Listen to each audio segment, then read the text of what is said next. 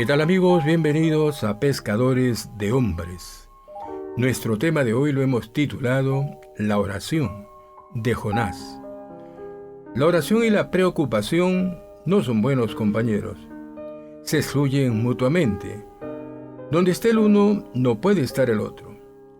Si usted quiere vivir en constante preocupación, es muy sencillo lograrlo. Simplemente no ore nunca. Si usted, mi amigo oyente, quiere vivir libre de preocupaciones, entonces debe adoptar el hábito de orar o mejorar este hábito. Un sano consejo dice así: si va a preocuparse, ¿para qué orar? Si vas a orar, ¿para qué preocuparse?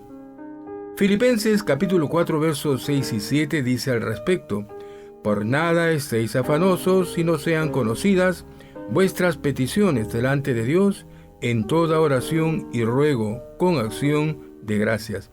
Y la paz de Dios, que sobrepasa todo entendimiento, guardará vuestros corazones y vuestros pensamientos en Cristo Jesús. Las preocupaciones o el afán son como afilados cuchillos que cortan en pedazos nuestro intelecto, voluntad y emociones.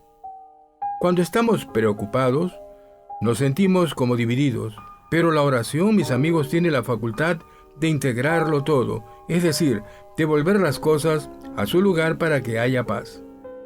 Por eso el texto dice que la paz de Dios guardará nuestros corazones y nuestros pensamientos en Cristo Jesús.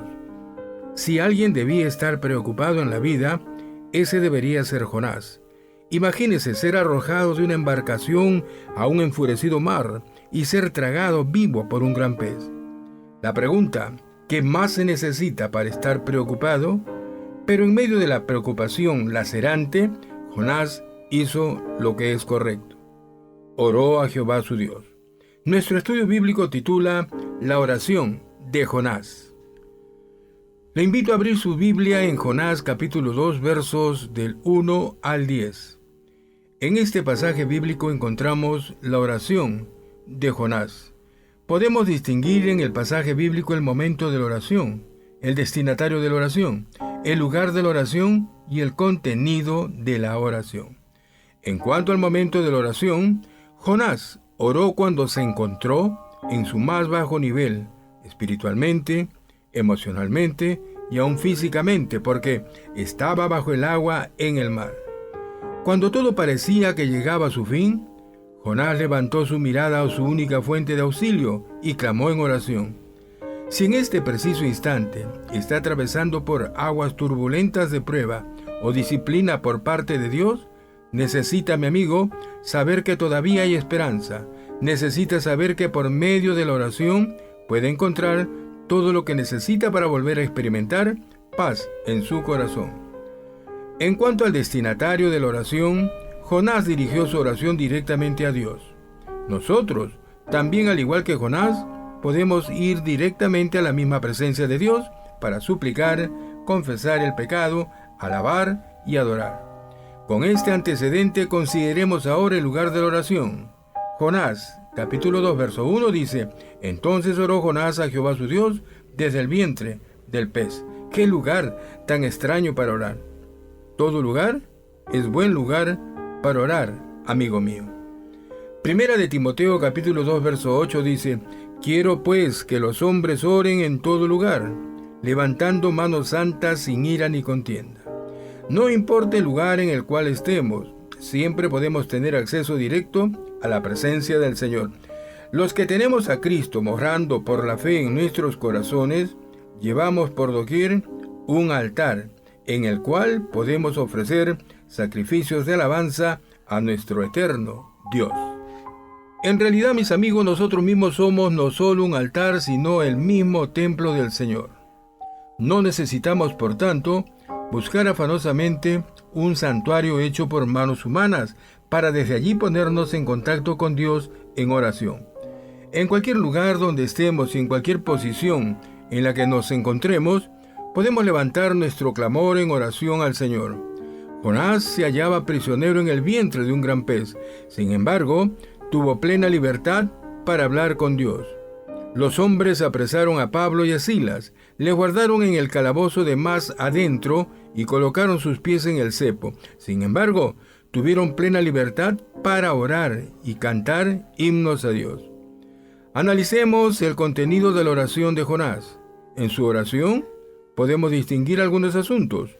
Primeramente, el fervor o la pasión con la cual oraba. Jonás capítulo 2 verso 2 dice: y dijo: invoqué en mi angustia a Jehová y él me oyó. Desde el seno del Seol clamé y mi voz oíste. Las palabras invoqué, clamé, nos hablan del fervor con el cual Jonás se dirigió a Dios. No era como muchas de nuestras oraciones llenas de formalismo y superficialidad. No, de ninguna manera. Era el clamor de alguien que está viviendo en carne propia la angustia de la aflicción. Para Jonás, el vientre del gran pez era como la misma tumba. Por eso dice que su clamor provino del seno mismo del Seol. En segundo lugar, mis amigos, Jonás se refiere a las condiciones deplorables en las que se encontraba. Jonás capítulo 2 verso 3 dice: me echaste a lo profundo en medio de los mares, y me rodeó la corriente. Todas tus ondas y tus olas pasaron sobre mí. Para describir su estado de desesperación, Jonás toma las palabras de David en el Salmo 42 verso 7. En el verso 5 de Jonás 2 dice: las aguas me rodearon hasta el alma, rodeóme el abismo, el alga se enredó a mi cabeza. Jonás estaba describiendo los horrores de su tormento. Sufrió pues emocionalmente cuando vio que aún su alma quedó aprisionada por el agua y el abismo. Sufrió físicamente cuando tuvo que permanecer por 3 días en medio de los jugos gástricos del estómago del pez y rodeado de todos aquellos que el pez había comido y lo tenía guardado en su estómago. En tercer lugar, Jonás hace referencia a la desesperación que produce su estado deplorable. Jonás capítulo 2, verso 6 dice: descendí a los cimientos de los montes, la tierra echó sus cerrojos sobre mí para siempre, mas tú sacaste mi vida de la sepultura, oh Jehová Dios mío. Jonás se sentía como si la tierra hubiera negado para siempre su presencia en ella. Esto, por supuesto, hizo que Jonás se sintiera desesperado. Por eso, en el versículo 7 de Jonás capítulo 2 dice que su alma desfallecía dentro de él. En cuarto lugar, Jonás hace referencia al momento en el cual clamó a su Dios. Afirma por 2 ocasiones en el versículo 2 que Dios en su gracia le oyó. En el versículo 4 dice lo siguiente: entonces dije, desechado soy de delante de tus ojos, mas aún veré tu santo templo. Jonás buscó huir de la presencia de Dios y pronto se dio cuenta cuán absurda es y cuán severas son las consecuencias. Pero en medio de este dolor, reconoció que lo mejor es mirar con los ojos de la fe el santo templo de Dios, con su mirada puesta en la persona de Dios y no en las circunstancias que le rodeaban. Jonás pudo decir en el versículo 7: cuando mi alma desfallecía en mí, me acordé de Jehová, y mi oración llegó hasta ti en tu santo templo. En quinto lugar, Jonás hace una exhortación a los que confían en cualquier cosa que no sea Dios. Versículo 8 de Jonás capítulo 2 dice: los que siguen vanidades ilusorias, su misericordia abandonan. Confiar en algo que no sea Dios es una tamaña necedad. Jonás lo llama vanidad ilusoria. Una traducción libre diría hueco, vacío, por fuera atractivo, pero por dentro sin ninguna consistencia. Así es, amable oyente. Confíe en el dinero, en las posesiones, en el placer, en la fama, en el prestigio, en la suerte, y verá que a la larga todo esto es pura vanidad ilusoria. Confiar en cualquiera de estas cosas es despreciar la misericordia de Dios.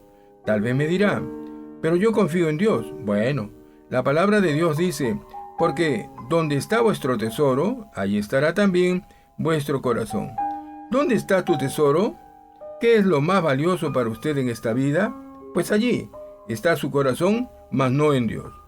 Finalmente, Jonás hace una promesa a Dios. Jonás capítulo 2 verso 9 dice: mas yo con voz de alabanza te ofreceré sacrificios, pagaré lo que prometí. La salvación es de Jehová.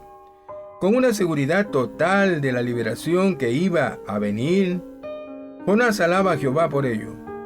Todavía estaba sufriendo los horrores de estar en el estómago del gran pez, pero adelantándose a los acontecimientos, porque tenía fe en Dios, a quien hizo el pedido. Agradece y alaba a Dios por ello. Termina diciendo que aprendió bien su lección y que está dispuesto a pagar lo que está prometiendo, porque la salvación es de Jehová. Así termina la oración de Jonás. Lo que sigue nos mostrará pues cuán saturada de fe fue esta oración de Jonás y cuán misericordioso fue Dios, quien respondió a la oración de Jonás. El Dios de Jonás, mis amigos, no ha cambiado. Si Él obró con poder en el caso de Jonás para proveer liberación, ¿quién dice que Él no puede hacer lo mismo en su caso? Hasta aquí lo que fue Pescadores de Hombres. Con un mensaje similar estaremos de vuelta en cualquier momento. Renan Palacios Uribe, su anfitrión y amigo, les dice gracias por su sintonía. Hasta pronto, amigos.